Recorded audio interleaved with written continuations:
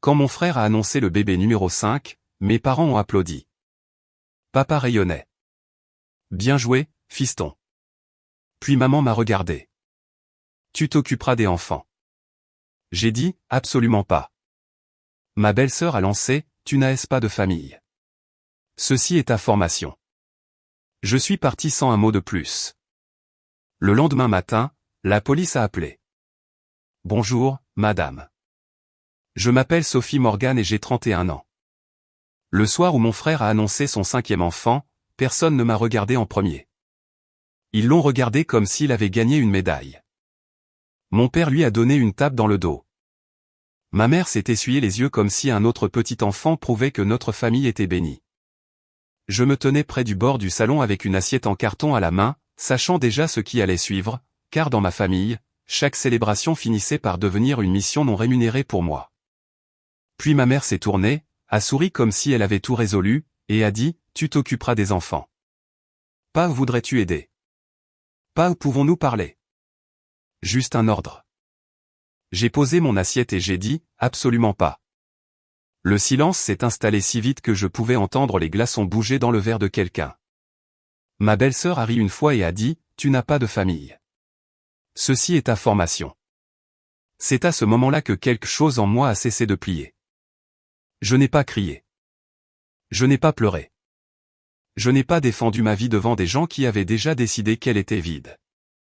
J'ai attrapé mon sac à main, suis passé devant chaque visage stupéfait, et je suis parti. Mais le lendemain matin, alors que je me disais encore qu'ils allaient se calmer, mon téléphone a sonné, un numéro inconnu. Bonjour, madame. Ici l'agent Daniels. Quelqu'un a laissé 3 enfants au centre communautaire avec une note disant que vous aviez accepté d'en prendre la garde pour la journée. Avant de vous dire ce qu'il a dit et ce qui s'est passé après mon départ, dites-moi quelle heure il est pour vous en ce moment. D'où regardez-vous? Et quel temps fait-il où vous êtes?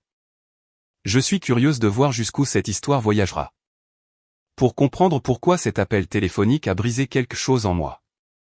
Vous devez savoir que ce n'était pas la première fois que ma famille traitait ma vie comme un espace de stockage de rechange. Mon frère s'appelait Ryan. Sa femme était Jessica. Ma mère était Karen, le genre de femme qui pouvait faire passer la manipulation pour de la tradition.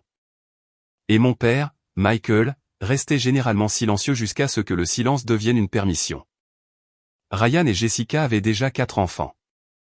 Ella, 8 ans, Oliver, 6 ans, Lily, 4 ans, et le tout petit Mason. J'aime ces enfants, et c'est exactement ce que ma famille utilisait contre moi. Quand Ella a eu de la fièvre pendant ma dernière semaine de cours du soir, on m'a traité d'égoïste pour ne pas être parti plus tôt du travail. Quand l'école maternelle d'Oliver a fermé, Ryan l'a déposé à mon appartement et a dit, tu es meilleur avec les horaires de toute façon. Quand Lily est née, ma mère a dit à tout le monde que je m'étais porté volontaire pour aider Jessica à se rétablir, ce qui signifiait en quelque sorte que j'ai passé 3 week-ends à faire la lessive, la vaisselle et les routines du coucher pendant que Ryan jouait au golf parce que les nouveaux pères ont aussi besoin de pause. Chaque fois que je résistais, ils se comportaient comme des blessés. Chaque fois que je cédais, ils appelaient ça de l'amour. Alors, quand Ryan a annoncé le bébé numéro 5 à ce barbecue, mon corps a réagi avant mon esprit. Je savais que ce 5e enfant n'était pas seulement célébré comme un bébé, ce bébé était une autre raison de m'enchaîner à un rôle que je n'avais jamais choisi. Après mon départ, mon téléphone a vibré avant même que j'atteigne la route principale. Maman, ne mets pas cette famille dans l'embarras. Ryan, tu as fait pleurer Jessica. Jessica, un jour tu regretteras d'être seule. Papa, excuse-toi et passe à autre chose. Je les ai tous ignorés. Le lendemain matin, j'ai retrouvé mon meilleur ami, James, dans un café du centre-ville car il était la seule personne qui n'avait jamais traité mes limites comme une attaque. À peine assise, il a dit, ils ont recommencé, n'est-ce pas? Je lui ai tout raconté. L'annonce, maman qui me porte volontaire, le commentaire de Jessica sur la formation, et la façon dont mon père souriait à Ryan comme si le fait de produire des enfants le rendait héroïque. Alors que ma vie d'adulte était traitée comme une salle d'attente pour les urgences des autres, James a écouté, puis a dit, Sophie, ce n'est plus de l'aide. C'est de la possession. Je voulais argumenter, mais je ne pouvais pas. Puis mon téléphone s'est de nouveau allumé. C'était ma mère. Quand je n'ai pas répondu, Elle a texté, viens à la maison maintenant. Nous devons corriger ton attitude avant que cela ne devienne un plus gros problème. James m'a dit de ne pas y aller. Il a dit que des gens comme ça ne voulaient pas de conversation. Il voulait une reddition. Mais une partie de moi croyait encore que si je parlais assez clairement, assez calmement, avec assez de preuves que j'étais une personne et non un plan de secours, il finirait par m'entendre. Alors, j'ai conduit jusqu'à la maison de mes parents. Au moment où je suis entré, ma mère attendait dans la cuisine, remuant du thé glacé comme si elle organisait un déjeuner au lieu d'une intervention. Ryan était assis à table, faisant défiler son téléphone. Jessica s'appuyait contre le comptoir avec des yeux rouges qui semblaient trop parfaits, comme si elle s'était entraînée à pleurer sans abîmer son maquillage. Papa se tenait près de la porte coulissante, silencieux comme toujours. Sophie, dit maman. Nous ne demandons pas grand-chose. Vous n'avez rien demandé du tout, ai-je répondu. Ryan a levé les yeux. Ne sois pas dramatique. Personne n'a dit que tu les élèverais pour toujours. Jessica a croisé les bras. Juste jusqu'à ce que nous passions la grossesse et peut-être la première année après. Tu sais à quel point les bébés sont difficiles. Ce n'est pas une petite faveur. J'ai dit, c'est une vie. Maman a soupiré comme si j'étais une enfant difficile. Tu travailles de la maison 3 jours par semaine. Tu es locataire. Tu n'as pas de mari. Tu n'as pas d'enfant. Que protèges-tu si farouchement? Cette phrase a frappé plus fort qu'un cri. C'était la version la plus pure de ce qu'il croyait. Parce que ma vie ne ressemblait pas à la leur, elle comptait moins. J'ai dit, je me protège moi-même. Ryan a ricané. De ta propre famille. D'être consumé par des gens qui appellent ça la famille quand ça les arrange. La pièce s'est figée. Puis mon téléphone a sonné. Numéro inconnu. J'ai failli le refuser, mais quelque chose m'a dit de répondre. Bonjour. Une voix d'homme a dit, Mademoiselle Sophie Morgan, ici Monsieur Daniels du centre communautaire de Westbrook. Êtes-vous au courant que 3 enfants ont été déposés ici ce matin en votre nom? J'ai regardé Ryan. Son visage a changé avant que quiconque ne parle. Juste une contraction autour de la bouche, mais c'était suffisant. Quels enfants, ai-je demandé, sachant déjà. Daniels a continué, il y a une note manuscrite indiquant que vous avez accepté de superviser Ella, Oliver et Lily aujourd'hui, et que leurs parents seraient indisponibles. Le personnel s'est inquiété parce qu'aucun adulte ne les a enregistrés correctement. Ma mère s'est agrippée au comptoir. Jessica a détourné le regard. Ryan a dit, ce n'est pas grave. Et c'est là que j'ai compris. Ils n'avaient pas seulement supposé que j'obéirais. Ils avaient créé une situation où le refus me ferait paraître cruel. J'ai quitté la maison de mes parents sans un mot de plus car si j'étais resté, j'aurais pu dire quelque chose qui aurait fait de l'histoire une question de ma colère au lieu de leur choix. Monsieur Daniels a demandé si je pouvais venir au centre communautaire pour clarifier la situation, et j'ai dit oui, mais j'ai aussi dit quelque chose que je n'avais jamais dit à une figure d'autorité auparavant. Je veux qu'il soit documenté que je n'ai pas consenti à prendre la responsabilité de ces enfants. Il y a eu une pause. Puis il a dit, compris, Mademoiselle Morgan, veuillez conduire prudemment. Ryan m'a suivi sur le porche, baissant la voix comme s'il me faisait une faveur. Ne rends pas ça officiel. Je me suis retourné. Vous l'avez rendu officiel quand vous avez impliqué des étrangers. Il a levé les yeux au ciel. Ce sont ta nièce et tes neveux. Alors pourquoi les as-tu laissés avec une note? Il n'a pas répondu. Ce silence m'a suivi jusqu'au centre communautaire. Mon esprit m'a ramené en arrière à travers des années de petits vols. Des samedis pris parce que Ryan avait besoin d'une pause. Des jours de vacances utilisés parce que Jessica disait que les microbes de la garderie la rendaient anxieuse. Ma mère disant aux parents Sophie est merveilleuse avec les enfants tout en oubliant de mentionner que j'avais pleuré dans ma voiture après, parce que j'étais épuisé et invisible. Au centre, la réceptionniste a reconnu mon nom avant que je me présente. Ils sont dans la salle d'activité, a-t-elle dit doucement. Monsieur Daniels est avec eux. J'ai traversé un couloir peint d'empreintes de mains vives et d'étoiles en papier, et la douceur de l'endroit a rendu la situation encore plus laide. Ella était assise à une petite table, les bras enroulés autour d'elle-même. Oliver fixait un puzzle sans y toucher. Lily serrait un lapin en peluche qui n'était pas le sien. Mason n'était pas là, ce que j'ai appris plus tard était seulement parce que Jessica avait décidé qu'il était trop petit pour le plan. Au moment où elle m'a vu, son visage s'est crispé de soulagement. Tante Sophie, a-t-elle murmuré. Je me suis agenouillé à côté d'elle, mais je n'ai pas promis que tout irait bien. Les enfants méritent la vérité adoucie, pas des mensonges enveloppés de réconfort. J'ai dit, je suis là, et les adultes vont régler ça. Oliver a regardé l'agent et a demandé, sommes-nous en difficulté? Cette question a failli me briser. Non, ai-je dit immédiatement. Vous n'êtes pas en difficulté. Monsieur Daniels m'a tendu une pochette en plastique contenant la note. Cette écriture vous est-elle familière? Je le savais avant même d'avoir fini de lire. C'était celle de ma mère. La note disait, Sophie Morgan a accepté de surveiller Ella, Oliver et Lily jusqu'à nouvel ordre. Elle est leur tante et n'a aucune autre obligation. Leurs parents se préparent pour un nouveau bébé et ont besoin de soutien familial. Veuillez appeler Sophie s'il y a des problèmes. J'ai lu la phrase n'a aucune autre obligation 3 fois. Cela ressemblait moins à une note qu'à une confession. Ma mère avait mis ma valeur par écrit sur papier et l'avait remise à des étrangers. Monsieur Daniels a demandé, avez-vous accepté cet arrangement verbalement ou par écrit? Non. Avez-vous déjà été leur gardienne? J'ai pris une profonde inspiration. Je les ai gardés avant, parfois sous pression, mais je n'ai jamais accepté de soins continus, d'autorité de ramassage d'urgence ou de garde pour quelque période que ce soit.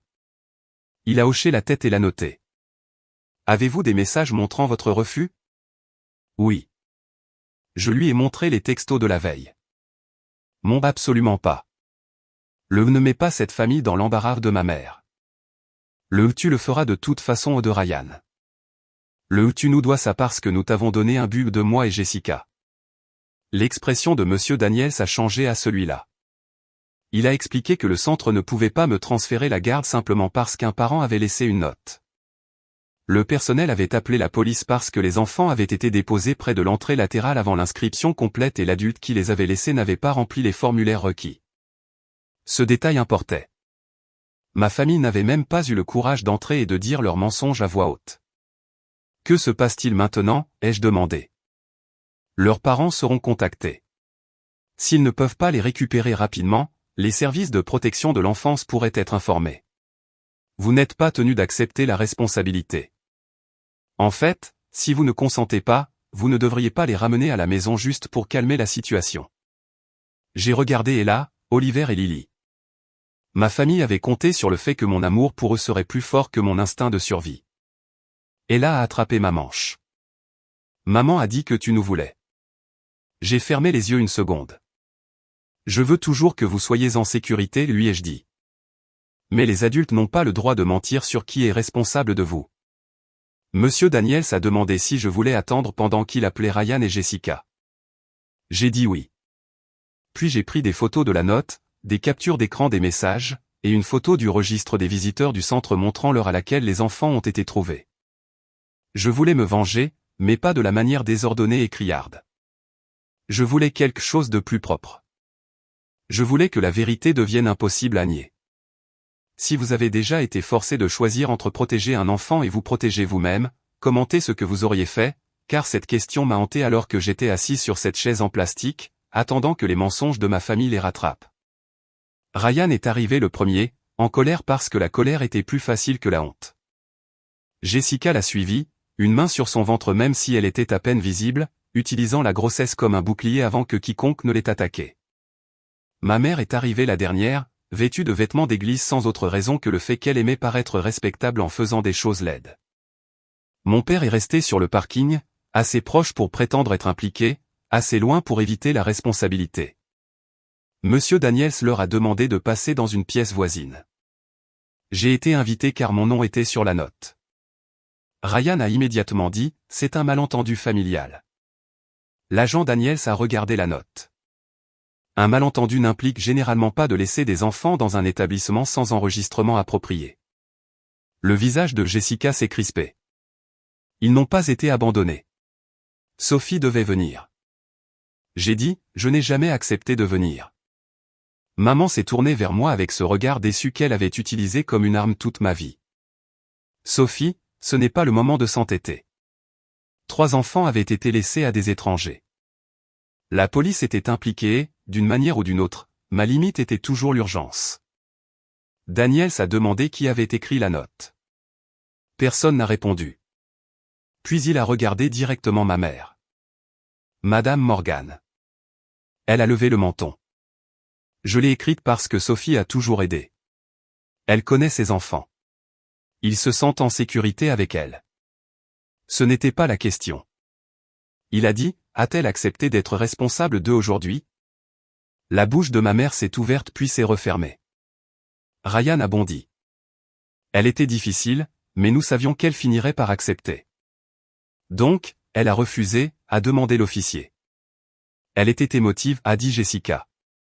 Ce n'est pas un oui, ai-je répondu. Ryan m'a foudroyé du regard. Tu vas vraiment faire ça devant un officier? Non, ai-je dit. Vous avez fait ça quand vous avez laissé vos enfants dans un centre communautaire avec mon nom sur une note. La pièce est devenue immobile.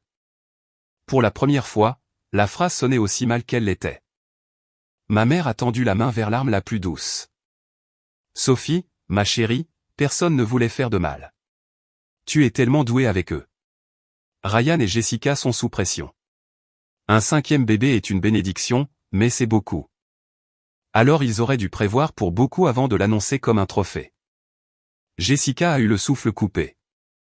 Ryan s'est approché. Daniels a dit calmement, « Monsieur, veuillez rester assis. » Ryan s'est assis, mais son visage était rouge. « Tu as toujours été jalouse, a-t-il dit. Tu ne supportes pas que j'ai une famille et pas toi. » Le voilà de nouveau. Le vide qu'il m'a signé pour pouvoir le remplir de travail. Je l'ai regardé et j'ai gardé ma voix calme. Non, Ryan, je ne supporte pas que tu continues à faire des enfants pour ensuite traiter tout le monde comme ton personnel. Les yeux de Jessica se sont remplis de larmes. Comment peux-tu dire ça? Je suis enceinte. La grossesse ne rend pas le mensonge acceptable. Maman a frappé légèrement sa paume sur la table. Assez. Tu vas t'excuser auprès de ton frère et de sa femme. Je me suis tourné vers Monsieur Daniels. Je veux qu'il soit documenté que je ne suis pas un contact d'urgence, une gardienne, une tutrice ou une prestataire de garde d'enfants à moins que je n'y consente personnellement par écrit. Il a hoché la tête. Ryan a ri amèrement. Tu te fais passer pour une sans-cœur. J'ai sorti mon téléphone. Non, je me fais comprendre. Puis j'ai lu les messages à voix haute. Tu le feras de toute façon. Tu nous dois ça parce que nous t'avons donné un but. Ne mets pas cette famille dans l'embarras. Viens corriger ton attitude. Jessica a essayé d'interrompre, mais Monsieur Daniels lui a demandé d'attendre. Le visage de ma mère a changé à mesure que chaque phrase atterrissait dans la pièce. Elle s'était attendue à ce que je sois troublé, désolé, acculé par la culpabilité. Elle ne s'était pas attendue à des preuves. C'était mon premier vrai goût de pouvoir. Pas la vengeance comme destruction, mais la vengeance comme documentation. Monsieur Daniels a expliqué que les enfants devaient être récupérés par leurs parents et que l'incident serait enregistré. Il a également dit qu'un signalement pourrait être fait s'il y avait des tentatives répétées de laisser les enfants sans garde confirmée. La confiance de Ryan s'est fissurée. Un signalement? Vous êtes sérieux? Quand des enfants sont laissés sans surveillance appropriée? Oui, a dit l'agent Daniel. Jessica s'est mise à pleurer pour de vrai alors. Pas à cause de ce qu'elle avait fait aux enfants, mais parce que les conséquences étaient entrées dans la pièce. Ma mère a murmuré, « Sophie, regarde ce que tu causes. » Cette phrase m'aurait détruite un an plus tôt, mais assise là avec son écriture dans une pochette en plastique et ses mensonges enregistrés, j'ai finalement vu le piège. Il causait du tort, puis me refilait la honte. J'ai dit, je n'ai pas causé ça. J'ai refusé de le cacher. Ryan s'est penché en avant. Si tu nous laisses tomber, je dirai à tout le monde que tu as abandonné les enfants. Je m'assurerai que toute la famille sache quel genre de tante tu es. J'ai souri et je pense que ça l'a effrayé plus que des cris ne l'auraient fait. Alors je leur montrerai la note. Ma mère m'a regardé comme si elle voyait une étrangère. Peut-être que c'était le cas. L'ancienne Sophie se serait pliée. L'ancienne Sophie aurait ramené les enfants à la maison, commandé une pizza, pleuré dans la salle de bain et se serait excusée avant dimanche. La femme assise dans cette pièce en avait fini de payer l'amour avec l'obéissance. Quand la réunion s'est terminée, Ryan et Jessica ont dû signer eux-mêmes la sortie des enfants. J'ai serré Ella, Oliver et Lily dans mes bras en leur disant au revoir, en m'assurant qu'ils savaient que je n'étais pas en colère contre eux. Ella a murmuré, « Es-tu toujours notre tante ?» J'ai embrassé ses cheveux et j'ai dit, « Toujours, mais les adultes doivent dire la vérité. » Dehors, mon père s'est finalement approché de moi sur le parking. Pendant une seconde, j'ai cru qu'il allait peut-être dire qu'il était désolé. Au lieu de ça, il a dit, « Tu as poussé ça trop loin. » Je l'ai regardé et j'ai dit, « Non, papa. » J'ai finalement arrêté de le porter en silence. Puis je suis parti en voiture alors que mon téléphone commençait à exploser. Au moment où je suis rentré, il y avait 23 appels manqués, 48 messages textes, et un message vocal de ma mère qui commençait par « J'espère que tu es fier de toi », ce qui me disait tout. Je n'ai pas répondu. Au lieu de cela, je me suis assise à ma table de cuisine, j'ai ouvert mon ordinateur portable et j'ai écrit la lettre la plus importante de ma vie. Ce n'était pas l'émotion qui comptait. L'émotion était ce qu'il tordait. Les faits étaient plus difficiles à plier. J'ai écrit, je, Sophie Morgan, ne consens pas à être listée, nommée, impliquée ou représentée comme gardienne, tutrice, contact d'urgence, prestataire de transport ou prestataire de garde d'enfants pour les enfants de Ryan et Jessica Morgan sans mon accord écrit préalable pour une date et une heure spécifiques. J'ai ajouté que toute tentative future de laisser des enfants à ma garde sans consentement serait signalée aux autorités compétentes. J'ai joint des captures d'écran, la photo de la note et mes textos de refus. Je l'ai envoyé par courriel à Ryan, Jessica, ma mère, mon père, et me suis mis en copie cachée. Puis j'ai tout sauvegardé dans un dossier intitulé « Documentation limite familiale ». Cela semblait froid. Cela ressemblait aussi à de l'oxygène. Puis j'ai appelé James. Il a répondu à la première sonnerie. « Dis-moi que tu n'as pas ramené les enfants à la maison. » Je ne l'ai pas fait. Il a expiré. « Bien. Je suis fier de toi. » Cette phrase a atterri sans crochet. Nous nous sommes retrouvés pour dîner ce soir-là et James m'a aidé à élaborer un plan. Premièrement, pas d'appel téléphonique, uniquement une communication écrite. Deuxièmement, pas de visite chez mes parents sans témoin ou raison claire. Troisièmement, contacter le centre communautaire par écrit pour confirmer que je n'avais jamais consenti à être responsable des enfants. Quatrièmement, si Ryan essayait de me salir, répondre une fois avec des faits, pas des arguments. Tu ne bats pas une machine à manipuler en lui donnant plus d'émotion, a dit James. Tu la débranches. Je voulais croire que le pire était passé. Ce n'était pas le cas. 2 jours plus tard, ma cousine Melissa m'a envoyé une capture d'écran d'une conversation de groupe familial que j'avais mise en sourdine des mois plus tôt. Ryan avait écrit. Sophie a abandonné mes enfants dans un centre communautaire parce qu'elle était amère à propos de notre nouveau bébé. Jessica a ajouté, certaines femmes ne supportent pas de voir les autres construire des familles. Ma mère a répondu avec un emoji de prière et nous sommes navrés par ses choix. Puis sont venus les parents. Tante Linda, honteux. Oncle Paul, tes grands-parents seraient déçus. Quelqu'un que je connaissais à peine a écrit, c'est pourquoi les gens sans enfants ne comprennent pas le sacrifice.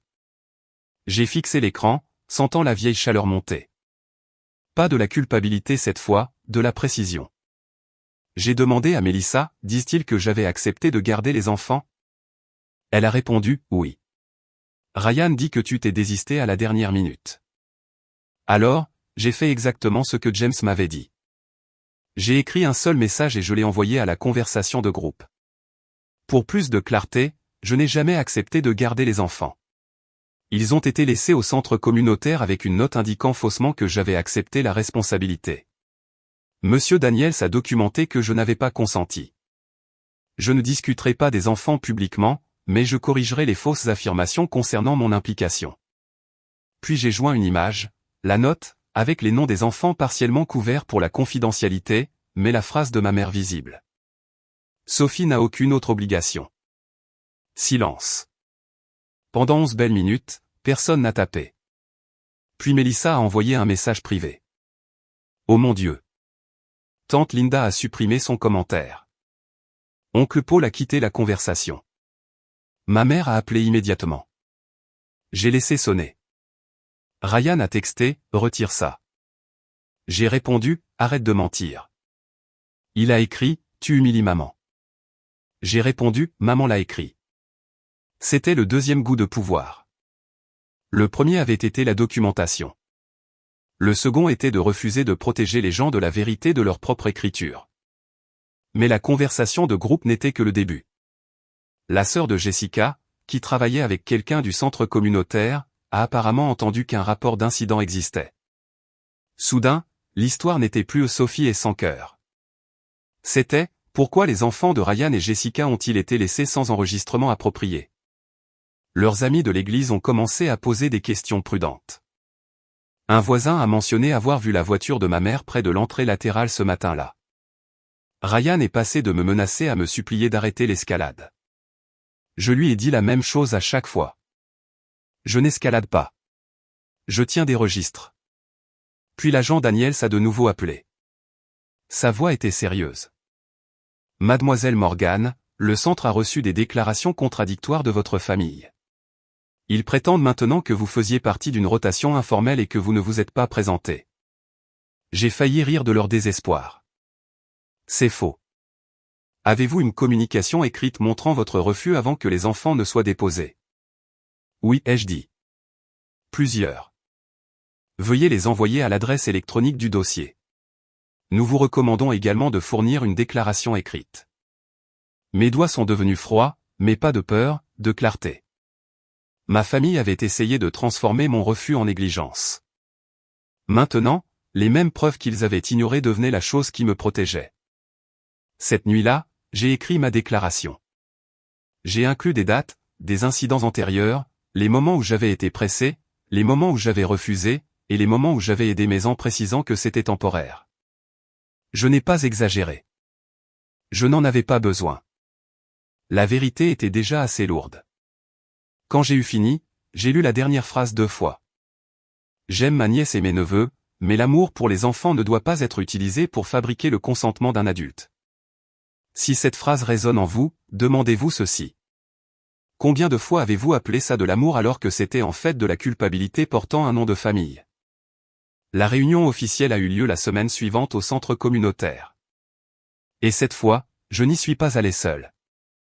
James est venu avec moi, non pas pour parler à ma place, mais pour s'asseoir à côté de moi comme preuve que j'avais quelqu'un dans mon camp qui ne bénéficiait pas de mon silence. Monsieur Daniels était là avec la directrice du centre, Madame Alvarez, et une intervenante des services de protection de l'enfance nommée Renée. Ryan et Jessica sont arrivés en retard. Ma mère est venue avec eux, portant un dossier comme si elle était avocate, bien que j'ai appris plus tard qu'il ne contenait que des photos imprimées de moi avec les enfants lors d'anniversaires et de vacances, comme si sourire à côté d'enfants prouvait que j'avais accepté de les élever. Mon père est venu aussi, mais il s'est assis au fond, paraissant plus petit que dans mon souvenir. Madame Alvarez a commencé par expliquer que le but de la réunion était d'établir des procédures de sécurité et de clarifier les responsabilités. Ryan a immédiatement sauté sur l'occasion. Exactement. Sophie fait passer ça pour un crime, mais c'était un malentendu. Renée a demandé, qui a physiquement déposé les enfants au centre? Personne n'a répondu. Madame Alvarez a vérifié ses notes. Un membre du personnel a observé Madame Karen Morgan quittant la zone de l'entrée latérale à environ 8h12. Ma mère s'est raidie. Je les ai accompagnés à l'intérieur. Vous n'avez pas rempli le formulaire d'admission, a dit Madame Alvarez. Et vous êtes parti avant que le personnel ne confirme un adulte autorisé, a murmuré Jessica. Karen, tu avais dit que c'était réglé. Ma mère lui a lancé un regard et pour la première fois, j'ai vu des fissures entre elles. Les manipulateurs fonctionnent mieux quand tout le monde partage le même mensonge. Sous interrogatoire, leurs histoires ont commencé à se séparer. Ryan a dit que Jessica était dépassée et que maman avait offert d'aider. Jessica a dit que Ryan lui avait dit que j'avais accepté après m'être calmé. Maman a dit qu'elle avait compris que je ferais la bonne chose parce que je l'avais toujours fait. Papa a admis qu'il savait que j'avais dit non au barbecue, mais qu'il pensait que je changerais d'avis une fois les enfants impliqués. Renée a noté cela. Leurs propres mots construisaient le dossier mieux que les miens n'auraient pu le faire. Puis ma mère a ouvert son dossier et a fait glisser les photos sur la table. Regardez ça. Sophie les aime. Elle a toujours été impliquée. Renée a regardé les photos poliment. Aimer un enfant ne crée pas de responsabilité légale sans consentement. J'ai eu envie d'encadrer cette phrase. Ryan s'est frotté le front. Jessica a recommencé à pleurer, mais cette fois, ses larmes semblaient moins théâtrales et plus effrayées. Alors, que se passe-t-il maintenant, a-t-elle demandé.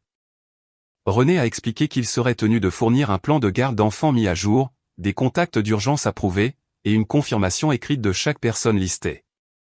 Le centre a suspendu leur privilège de dépôt jusqu'à ce que le plan soit complet. Les services de protection de l'enfance ne retireraient pas les enfants sur la base de cet incident seul, mais le rapport resterait documenté.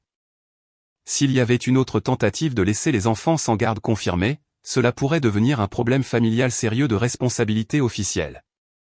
Ryan m'a regardé comme si j'avais créé les conséquences moi-même. « Es-tu contente ?» a-t-il demandé. J'ai répondu honnêtement. Je suis soulagé. Madame Alvarez s'est tournée vers moi. Mademoiselle Morgan, souhaitez-vous que votre nom soit retiré de tous les dossiers du centre, sauf en tant que parente sans autorisation de ramassage? Oui, ai-je dit immédiatement. Jessica a semblé paniquer. Mais s'il y a une urgence? Je l'ai regardé clairement. Alors vous appelez quelqu'un qui a accepté d'être votre contact d'urgence. Elle a dit, nous n'avons personne d'autre. Et voilà la vérité. Ils n'avaient pas de plan parce que leur plan avait toujours été moi. René a suggéré des ressources locales de garde d'enfants, des programmes de soutien parental, et une consultation budgétaire pour une garde rémunérée avant l'arrivée du bébé. Ryan a semblé offensé par l'expression « garde rémunérée », comme si des étrangers méritaient un salaire, mais que je méritais une obligation. Ma mère a tenté une dernière fois. Sophie, s'il te plaît, ne déchire pas cette famille pour de la paperasse. Je me suis tourné vers elle. La paperasse est la seule raison pour laquelle vous ne pouvez plus mentir à mon sujet. La réunion s'est terminée par des signatures. Personne ne s'attendait à des formulaires, des accusés de réception et des restrictions écrites. La vengeance n'était pas bruyante. C'était de l'encre bleue sur du papier blanc. Ryan et Jessica ont dû signer qu'ils comprenaient que je n'étais pas une gardienne. Ma mère a dû signer une déclaration reconnaissant qu'elle n'avait aucune autorité pour m'assigner des responsabilités de garde d'enfants. Mon père a dû signer en tant que témoin parce qu'il avait entendu mon refus. Voir sa main trembler au-dessus du stylo ne m'a pas rendue heureuse. Cela m'a rendu triste pour la version de moi qui avait attendu des années qu'il me protège, pour finalement réaliser qu'il avait toujours protégé la partie la plus facile. Après la réunion, Jessica m'a rattrapé près de la sortie. « Devais-tu vraiment montrer la conversation de groupe ?» a-t-elle demandé. J'ai dit, « Devais-tu vraiment dire que j'avais abandonné tes enfants ?» Elle a baissé les yeux. J'avais peur. Eux aussi. Son visage s'est décomposé parce que quelqu'un avait enfin dit que les enfants avaient eu peur aussi. Je sais, a-t-elle murmuré. Ryan a dit que tu céderais. Je sais. Et Karen a dit que j'avais besoin d'un but. J'ai ravalé la colère dans ma gorge. J'avais déjà un but. Vous ne le respectiez tout simplement pas. Elle ne s'est pas excusée alors, mais elle a cessé de le défendre. Et c'était la première chose honnête qu'elle ait faite. Quand je suis sorti, ma mère attendait près de ma voiture. « Tu as changé » a-t-elle dit. J'ai ouvert la porte. « Non, maman. » J'ai arrêté de traduire le manque de respect en devoir. Puis je suis rentré chez moi, toutes les vitres baissées. Même s'il faisait froid, parce que pour la première fois depuis des années, je voulais sentir l'air bouger autour de moi sans demander la permission. Les retombées ne sont pas arrivées tout en même temps. Elles sont venues par vagues, et chaque vague a emporté quelque chose de la version de ma famille qui avait survécu sur les apparences. Premièrement, le centre communautaire a exigé que Ryan et Jessica complètent un plan de garde d'enfants formel avant que les enfants puissent à nouveau participer à des programmes. Cela signifiait lister les adultes autorisés, obtenir des signatures, payer des frais de retard et assister à une réunion sur la responsabilité parentale. Ryan s'est plaint que la bureaucratie détruisait les familles. Personne ne le lui a dit en face, mais les gens ont remarqué que la bureaucratie n'était qu'un autre mot pour les règles qu'il ne pouvait pas contourner avec son charme. Puis la mère de Jessica a appris toute l'histoire. Elle a appelé Jessica, pas moi, et a demandé pourquoi ses petits-enfants avaient été laissés dans un centre sous un faux arrangement pendant que Jessica se reposait à la maison. Cette dispute est devenue assez forte pour que Ryan me texte « J'espère que tu apprécies le drame que tu as causé. » Je n'ai pas répondu. Le silence était devenu ma langue préférée. Deuxièmement, la réputation de ma mère a pris un coup qu'elle n'a jamais vu venir. Pendant des années, elle avait été la grand-mère généreuse, la mère sage, la femme que les parents appelaient lorsqu'ils avaient besoin de conseils sur l'unité familiale. Mais la capture d'écran de sa note a changé la façon dont les gens l'entendaient. Sophie n'a aucune autre obligation. Ces 5 mots ont voyagé plus loin que n'importe quel discours que j'aurais pu faire. Tante Linda s'est excusée dans un message vocal. Mélissa m'a dit que plusieurs cousins avaient commencé à comparer leurs histoires, réalisant que ma mère avait fait des versions de cela à d'autres personnes aussi, assignant du travail, réécrivant le consentement, utilisant la culpabilité comme un calendrier. Au prochain repas partagé de l'église, quelqu'un a demandé à maman si elle avait réglé le malentendu de la garde d'enfants. Et selon Mélissa, ma mère est partie plus tôt avec un mal de tête. Troisièmement, Ryan et Jessica ont dû vivre la vie qu'ils essayaient constamment de sous-traiter. Avec le centre surveillant leurs papiers et les parents soudainement prudents à l'idée d'être portés volontaires, ils ont dû payer pour une aide réelle. Le coup les a choqués. Ryan a annulé un week-end de golf. Jessica a vendu la poussette de marque qu'elle avait achetée pour le bébé numéro 5 parce que, comme elle l'a posté en ligne, les priorités changent quand le soutien familial disparaît. J'ai failli répondre, le soutien familial n'a pas disparu. La main-d'œuvre gratuite a démissionné. Je ne l'ai pas fait. La croissance signifie parfois laisser l'insulte évidente non envoyée. 6 mois plus tard, après la naissance du bébé, Ryan m'a envoyé une seule photo. Pas de légende. Un petit garçon, en bonne santé, beau, complètement innocent. Je l'ai regardé pendant longtemps, ressentant l'amour et le deuil exister dans le même souffle. Puis j'ai écrit, il est magnifique. Félicitations. Ryan a répondu, veux-tu le rencontrer?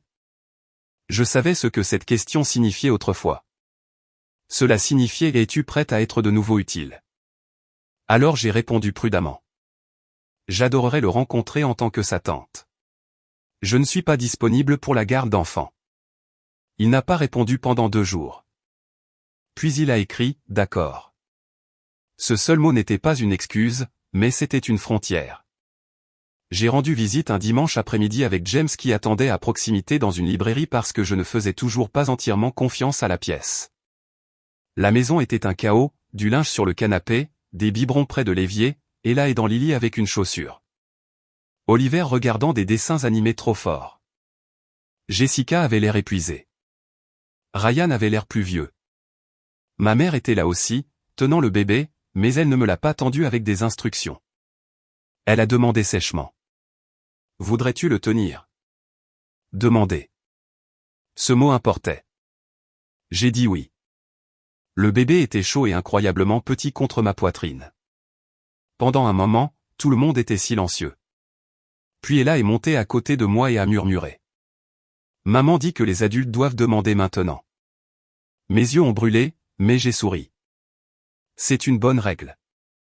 Plus tard dans la cuisine, Jessica m'a surprise. Je suis désolée pour ce que j'ai dit au barbecue, a-t-elle dit, à propos de la formation. J'ai étudié son visage, cherchant l'angle, le piège, la facture cachée. Je n'en ai pas trouvé. Merci, ai-je dit. Cela a fait mal. Elle a hoché la tête. Je sais. Ryan ne s'est pas excusé. Mon père ne s'est pas excusé.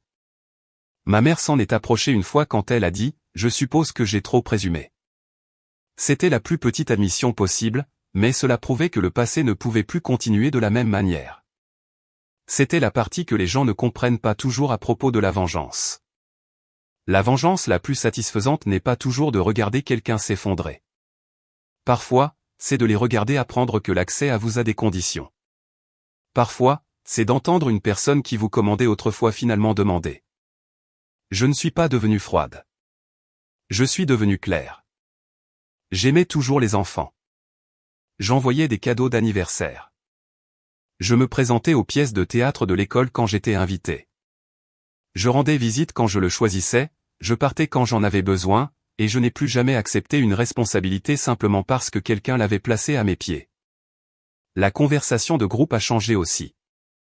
Chaque fois que quelqu'un demandait de l'aide, les gens ont commencé à utiliser de vrais mots comme « es-tu disponible » et « serais-tu d'accord pour » C'était presque drôle à quel point le consentement sonnait révolutionnaire dans une famille qui avait prêché l'amour pendant des décennies.